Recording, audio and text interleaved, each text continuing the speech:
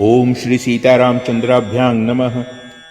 श्रीमद् वाल्मीकि रामायण अरण्यकांडम सप्तपंचाशः सर्गः यानी सर्ग 57। इस सर्ग में श्रीराम का लौटना, मार्ग में अपशकुन देखकर चिंतित होना तथा लक्ष्मण से मिलने पर उन्हें उलाहना दे सीता पर संकट आने की आशंका करना, राक्षसं मृग रूपेण चरंतं कामरूपिणं निहत्य रामो मारीचं तूर्णं पथि न्यवर्तत। इधर मृग रूप से विचरते हुए उस इच्छानुसार रूप धारण करने वाले राक्षस मारीच का वध करके श्री रामचंद्र जी तुरंत ही आश्रम के मार्ग पर लौटे। तस्य संत्वरमाणस्य द्रष्टुकामस्य मैथिलीं क्रूर स्ववनोथ गोमायुर विननादास्य पृष्ठतः। वे सीता को देखने के लिए जल्दी जल्दी पैर बढ़ाते हुए आ रहे थे। इतने ही में पीछे की ओर से एक सियारिन बड़े कठोर स्वर में चीत्कार करने लगी। सतस्य स्वरमाज्ञाय दारुणं रोमहर्षणं चिंतयामास गोमायोः स्वरेण परिशंकितः।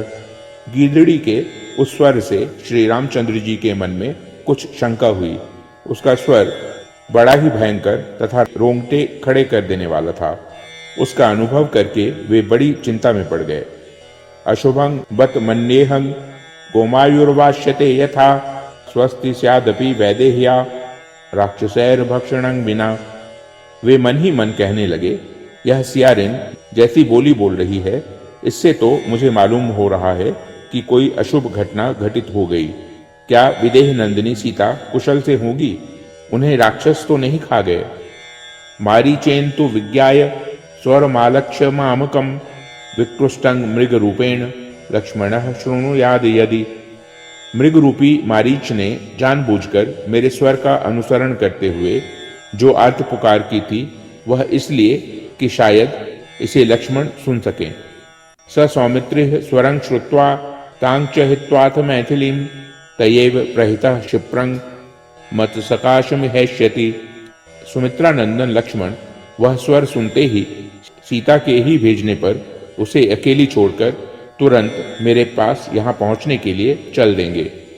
राक्षसैः सहितैर्नूनं सीताया ईप्सितो वधः कांचनश्च मृगो भूत्वा व्यपनीयाश्रमात्तु मां दूरं नीत्वाथ मारीचो राक्षसो भुच्छराहतः।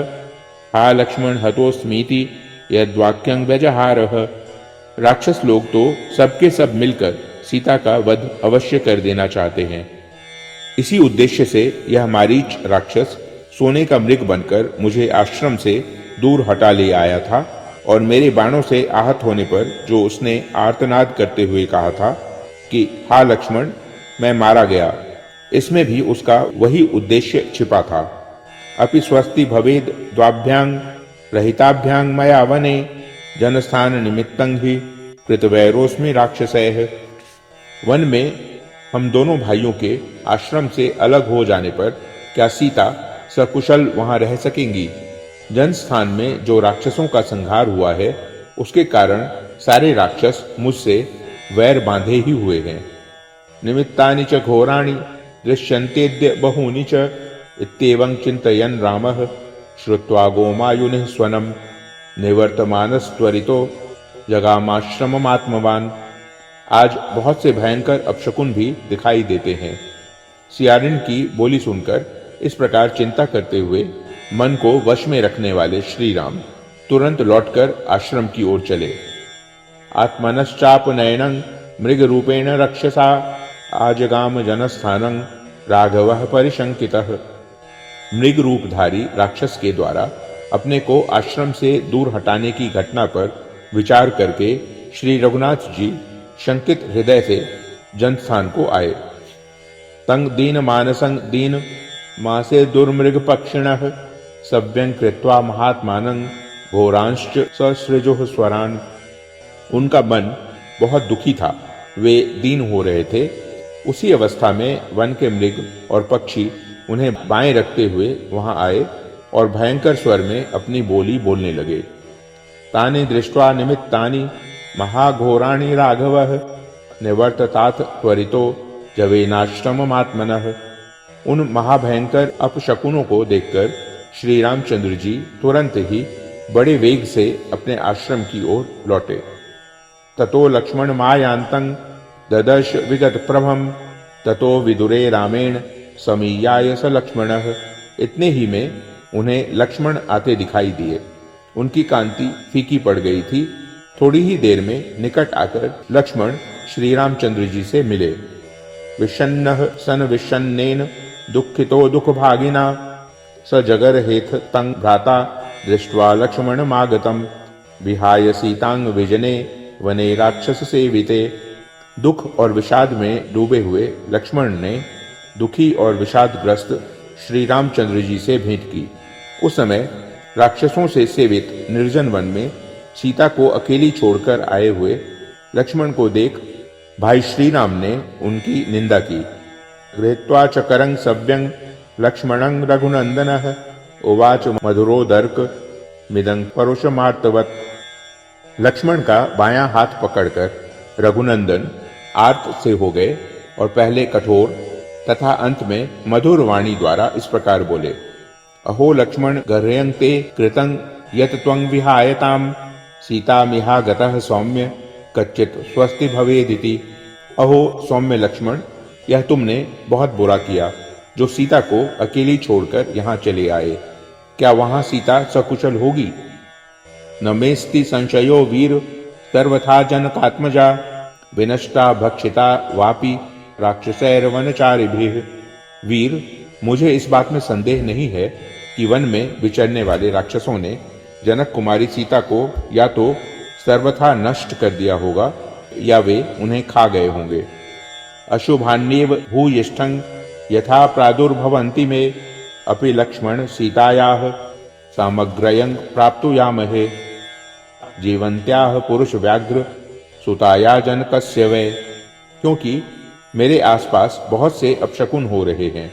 पुरुष सिंह लक्ष्मण, क्या हम लोग जीती जागती हुई जनक दुलारी सीता को पूर्णतः स्वस्थ एवं सकुशल पा सकेंगे? यथा वै मृग संघाश्च गोमायुश्चैव भैरवं वाष्यन्ते शकुनाश्चापि प्रदीप्तामभितो दिशम् अपि स्वस्ति भवेत् तस्या राजपुत्र्या महाबल। महाबली लक्ष्मण, ये मृगों के झुंड दाहिनी ओर से आकर जैसा अमंगल सूचित कर रहे हैं, ये गीदड़ जिस तरह भैरवनाद कर रहे हैं तथा जलती सी प्रतीत होने वाली संपूर्ण दिशाओं में पक्षी जिस तरह की बोली बोल रहे हैं, इन सब से यही अनुमान होता है कि राजकुमारी सीता शायद ही कुशल से हों। इदं ही रक्षो मृग सन्निकाशं प्रलोक्य मांग दूर मनुप्रयातम कथं चिन्म हताश्रमेण स राक्षसो भुन्म्रियमाण एव। यह राक्षस मृग के समान रूप धारण करके मुझे लुभाकर दूर चला आया था। महान परिश्रम करके जब मैंने इसे किसी तरह मारा तब यह मरते ही राक्षस हो गया। मनश्य में दीन मिहा प्रहृष्टं चक्षुश्च सव्यं कुरुते विकारम असंशयं लक्ष्मणं नास्ति सीता वृता मृता वा पति वर्तते वा। लक्ष्मण, अतः मेरा मन अत्यंत दीन और अप्रसन्न हो रहा है। मेरी बाईं आंख फड़क रही है। इससे जान पड़ता है निस्संदेह आश्रम पर सीता नहीं है, तो उसे कोई हर ले गया, वह मारी गई अथवा किसी राक्षस के साथ मार्ग में होगी। इत्याशे श्रीमद् रामायणे वाल्मीकिये आदि काव्ये अरण्यकांडे सप्तपंचाशः सर्गः। इस प्रकार श्री वाल्मीकि निर्मित आश रामायण आदि काव्य के अरण्यकांड में 57वां सर्ग पूरा हुआ। ओम।